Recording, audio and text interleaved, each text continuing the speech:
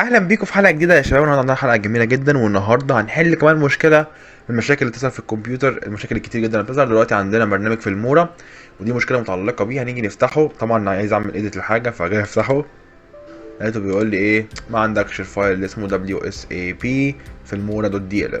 طيب فدلوقتي نروح نحل المشكله. هنخش على الموقع ده اسمه dll-files.com ونبحث عن اسم الفايل اللي احنا عايزينه. احنا اوريدي انا كنت كاتبه قبل كده، اسمه WSAP في المورا .dll. ندوس عليه وبعدين ندوس انتر عشان يعمل بحث. هنلاقي الفايل طلع لنا اهو، ندوس عليه هيلاقي بيقول لك كلمه داونلود. ندوس كلمه داونلود. الموضوع بسيط وسهل جدا، يعني مشاكل الدي ال ال فايلز دي اسهل مشاكل ممكن تحلها. بيحمل الفايل زي ما انتم شايفين اهو. نعمل هنا اكستراكت هير،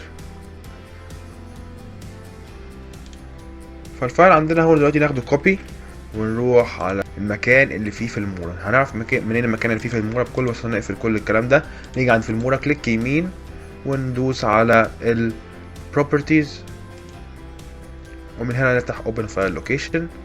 هيودينا على المكان، نعمل paste للفايل بكل بساطه. نعمل paste، هنلاقي الفايل اتحط اهو في المكان. ودلوقتي نجرب كمان مره نفتح البرنامج نشوف هيشتغل ولا لا.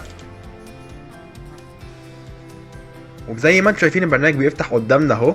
ففعلا الطريقه سهله جدا، ودي طريقه كمان ممكن تحل بيها اي مشكله في فايلات الدي ال ال. هتلاقوا الموقع في الديسكربشن. ما تنسوش تعملوا لايك لو الطريقه اشتغلت معاكم، وشكرا جدا ليكم للمشاهده. ما تنسوناش طبعا باللايك والسبسكرايب والشير لو الفيديو شفتوه ان هو مفيد، وشكرا جدا للمشاهده. مع السلامه.